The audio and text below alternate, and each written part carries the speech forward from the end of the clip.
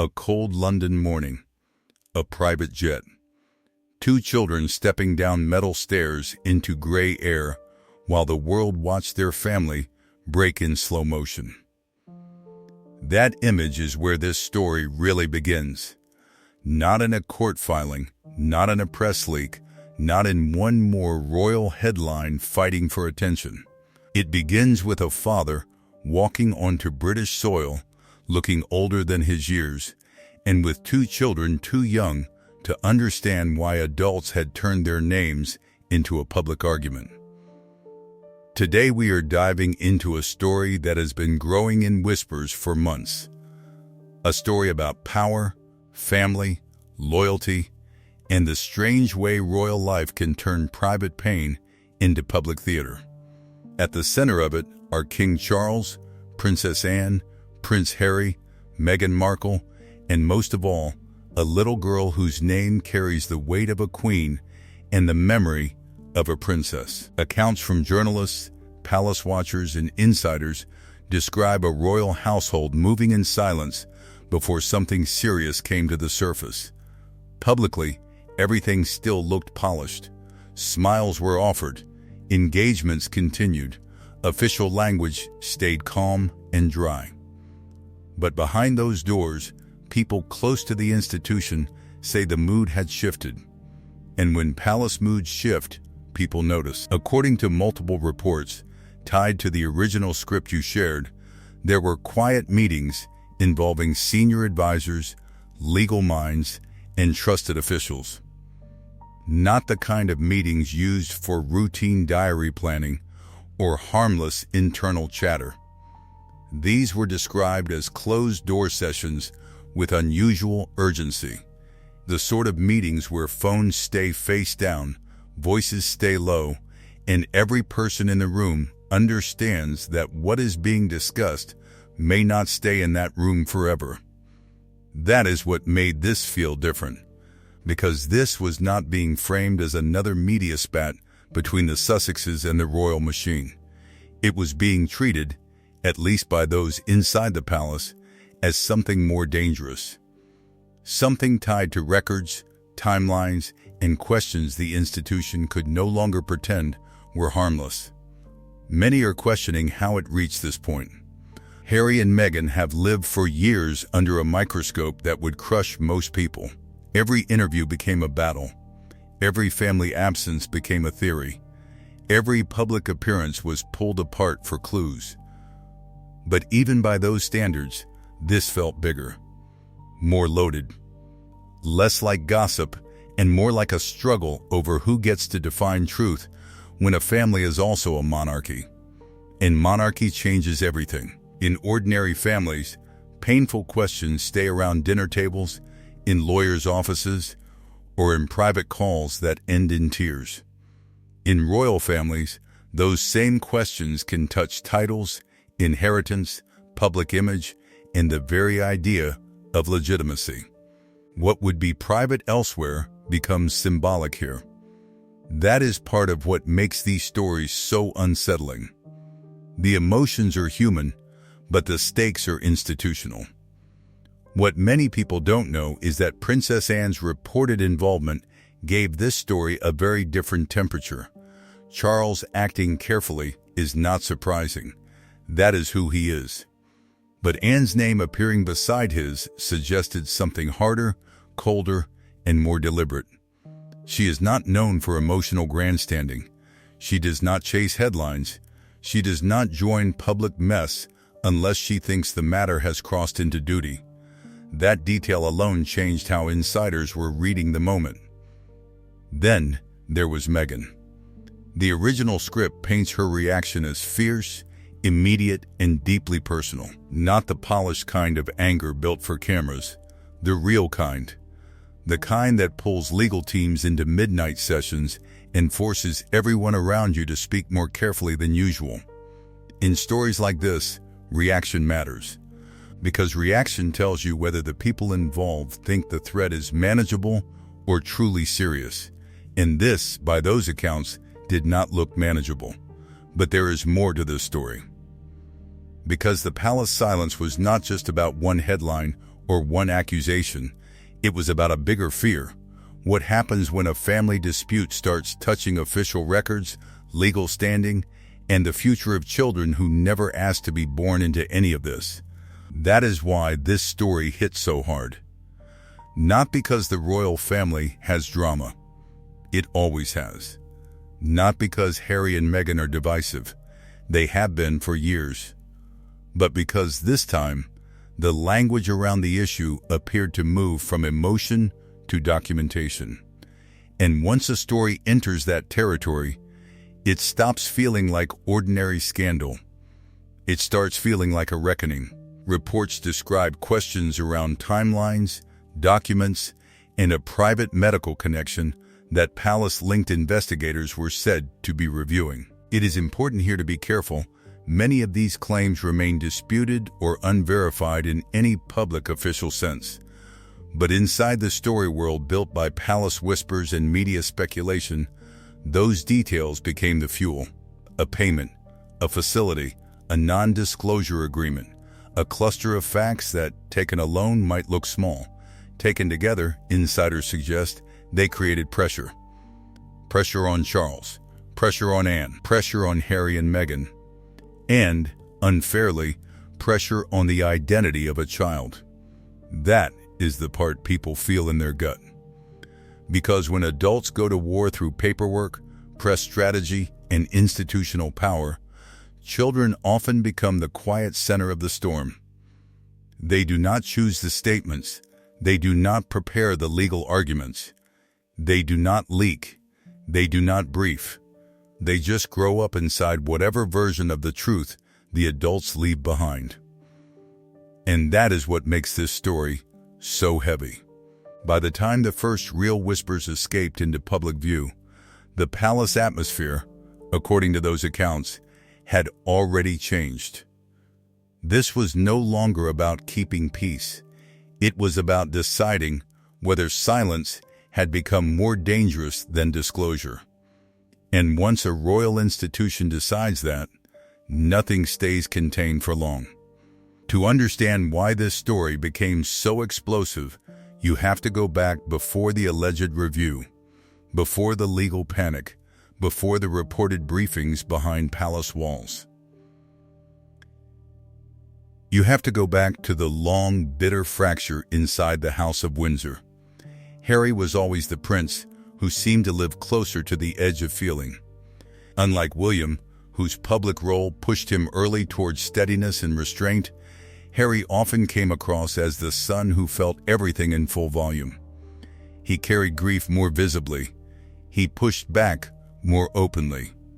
He seemed, for years, to be fighting two battles at once, one against the press and one against the system he was born into. Then Meghan arrived, and the entire family equation shifted. At first, to many watching from the outside, the story looked modern and hopeful. An American actress, a global love story, a wedding filled with symbolism and spectacle. There was real excitement in that moment. It felt, for a brief time, like the monarchy might finally be learning how to breathe in a new century. But royal insiders remember that the glow did not last. Accounts from journalists and insiders reveal that tension began building early. Some of it was cultural. Some of it was personal. Some of it came from the brutal pressure that follows any woman who marries into the royal family. Meghan was not entering a normal household. She was entering a machine built on hierarchy, secrecy, tradition, and image control. Every smile had meaning. Every absence had meaning. Every rumor had a life of its own. And Harry, already suspicious of the palace system, did not trust that machine to protect her. That matters, because by the time they stepped back from royal duties and built a life in California, the break was not just logistical. It was emotional. It was philosophical. It was about whether the institution served the family or consumed it. Harry and Meghan told the world, in various ways, that they believed the answer was the second one. The palace, naturally, never accepted that framing. So the years that followed became a strange kind of Cold War. Interviews landed like grenades. Memoirs deepened the wound. Public appearances were measured against silence. William and Harry, once united by the most painful walk of their lives behind their mother's coffin, now seemed to live in separate emotional countries. That old grief never left the room. And grief, in royal families, has a way of disguising itself as protocol. What many people don't know is how much of royal life depends on things left unsaid. The institution survives by absorbing emotion, flattening it, and turning it into schedule. That works until it doesn't. And in the Sussex story, it stopped working a long time ago.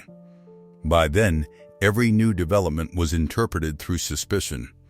If Harry and Meghan spoke, they were accused of attacking the crown. If the palace stayed silent, it was accused of strategic cruelty. If titles were discussed, the conversation quickly turned from ceremonial language to power. And when children entered the story, the stakes grew even more delicate. This is where the pattern began to emerge. First came the repeated sense that the Sussexes and the palace no longer trusted each other on even the smallest matters. Then came disputes over security, public role, family invitations, and the children's place in the royal narrative. Each incident alone looked survivable. Together, they built a picture of near total breakdown. That picture matters now because once trust is gone, every document becomes suspicious.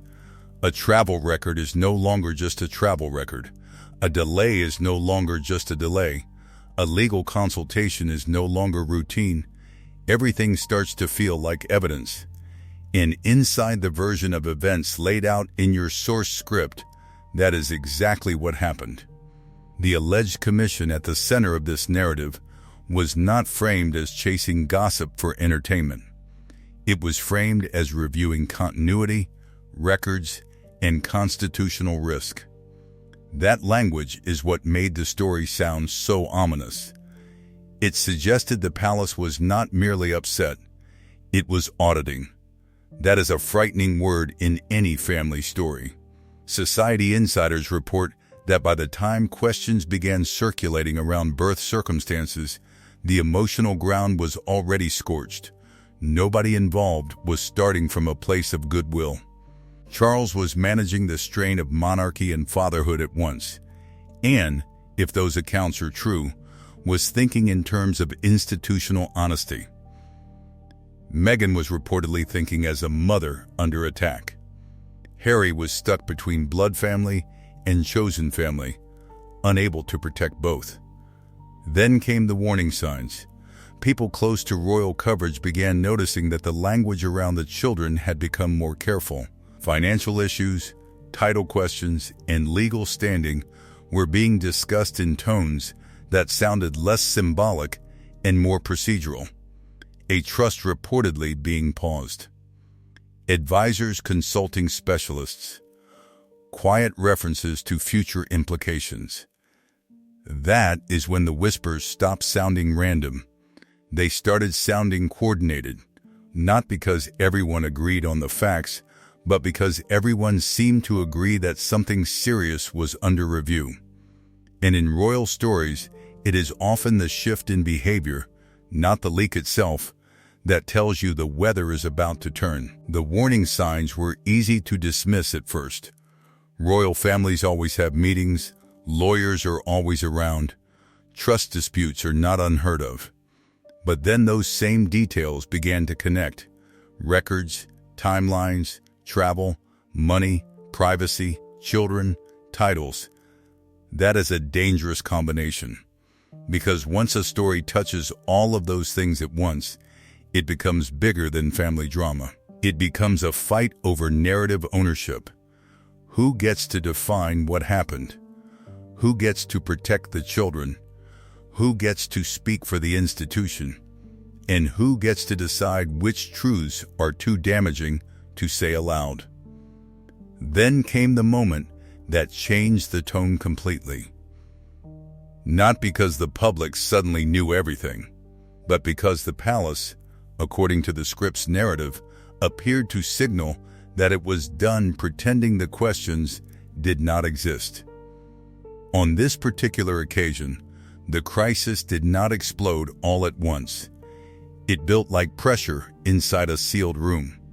The original script points to an apparently minor financial irregularity, a payment of $499 tied to an entity identified as Artkey LLC and linked to a private American medical facility known for discretion. On its own, that number sounds almost laughably small for a royal scandal. $499 is not the kind of figure that normally brings a monarchy to attention. But stories like this are rarely about the size of the number. They are about what the number touches. According to the narrative you provided, investigators reviewing records did not focus on the payment because it was large. They focused on it because of the company name, the facility, and an associated non-disclosure agreement. A tiny transaction suddenly sat next to documents that suggested privacy had been treated not as a preference, but as a system. That is when the story darkened. If you picture the scene the way insiders describe it, you can almost feel the shift. Advisors leaning closer, papers pulled back out, old timelines reviewed with new eyes, security records matched against travel movements, financial notes cross-checked against dates that had once passed without public scrutiny. This is where the human drama and the institutional drama became impossible to separate. Because if palace officials truly believed there were inconsistencies, they could not treat it as a family misunderstanding anymore. And if Harry and Meghan believed the palace was opening a review into deeply private territory, they could not treat it as ordinary hostility anymore either. The fallout was immediate, at least behind closed doors. Sources in the script describe Meghan's response as intense and deeply personal. Again, that should be treated carefully as reported characterization, not proven fact. But it fits the emotional logic of the story. A mother hearing that official structures are examining sensitive details tied to her child's identity would not hear it as dry procedure. She would hear it as invasion. She would hear it as threat. And threat changes people fast.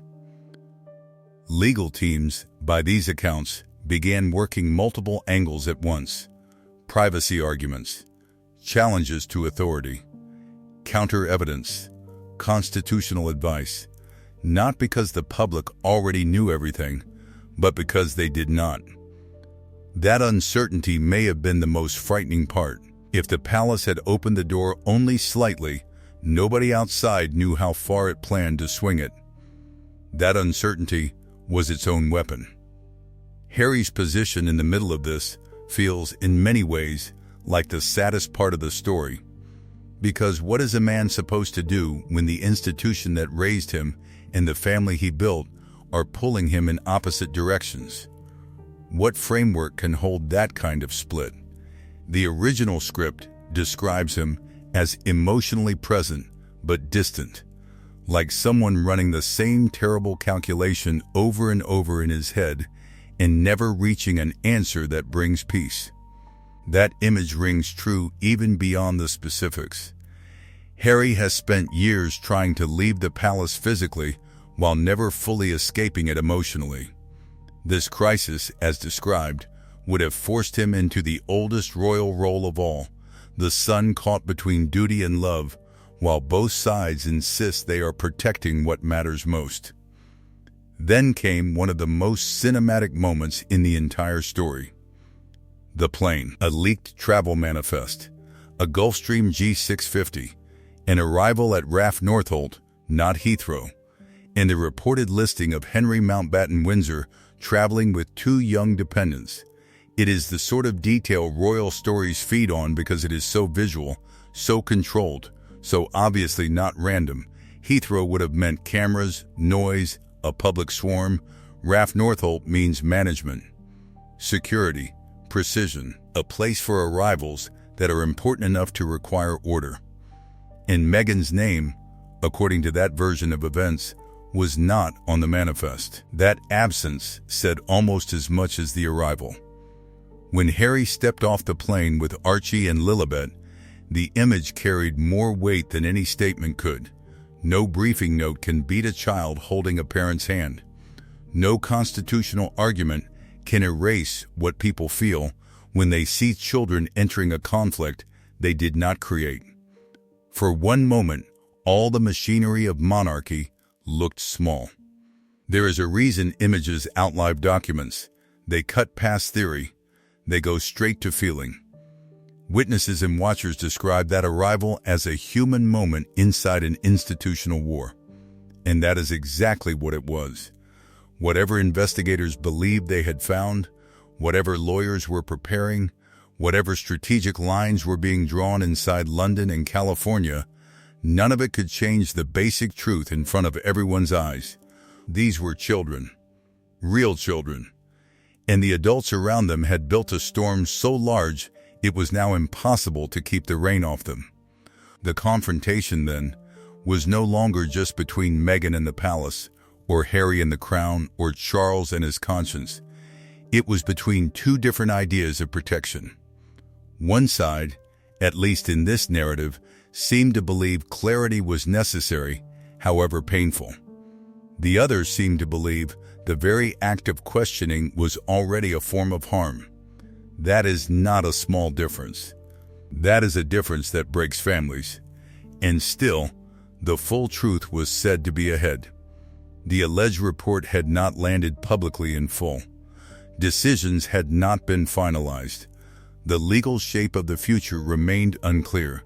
But by then, the crisis had already done its work.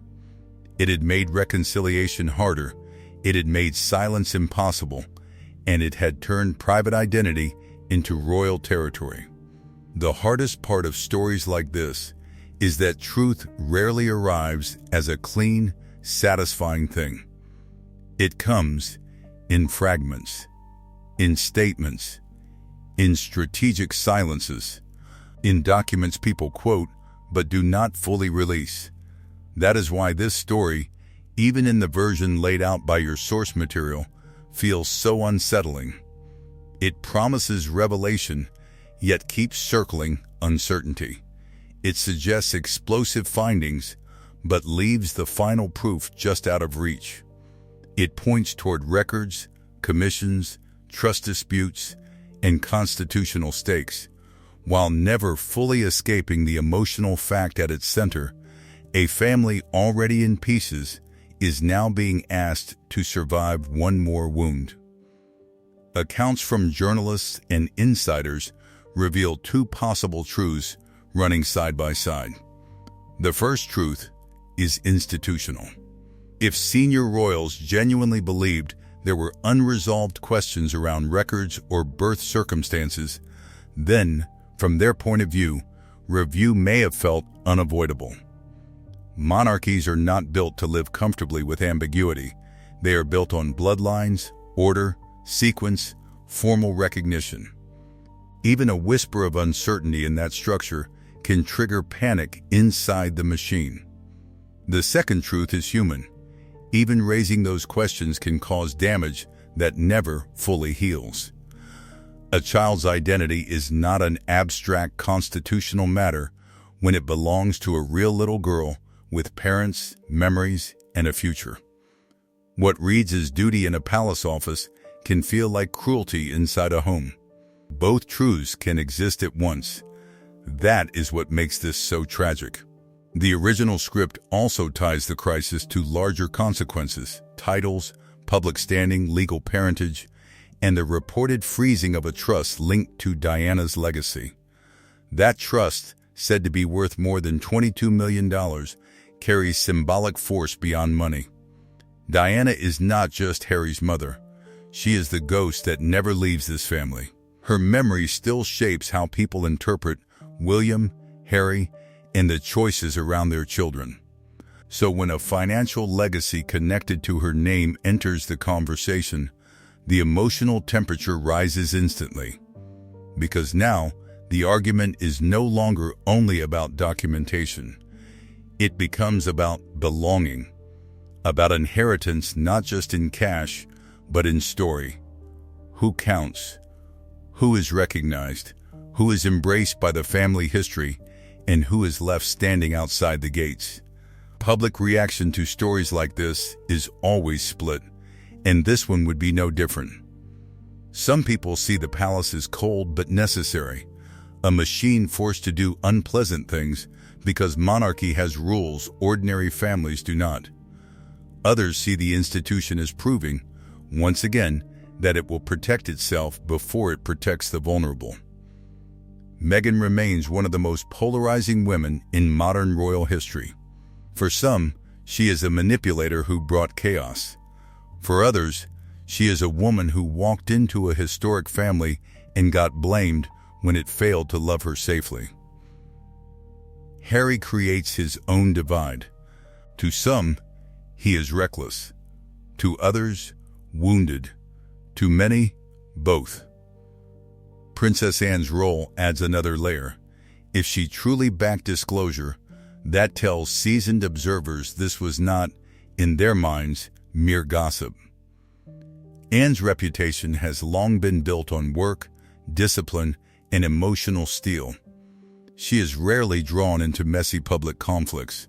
Her presence in this story gives it a colder credibility, whether one agrees with her or not. And Charles in this telling becomes the man monarchy always turns its heirs into, someone asked to choose between tenderness and structure, then judged no matter what he chooses. A father if he stays silent, a king if he speaks, and maybe unable to be both in the same hour. The aftermath, at least in the scripts world, remains uncertain. One future is softer. The review ends with validation. Questions are closed, titles remain, financial matters are resolved. The family, though still damaged, is given a path back from the edge. Not a happy ending exactly, but something livable, something that allows the children to grow without carrying the full blast of adult conflict forever. The other future is harsher. Questions remain unresolved. Legal standing is challenged.